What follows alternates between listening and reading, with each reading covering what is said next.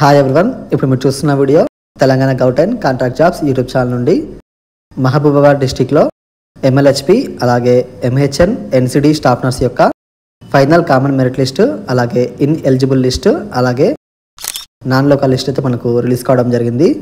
ఇప్పుడు Mahabubabad district official website నుంచి ఒకసారి చూద్దాం.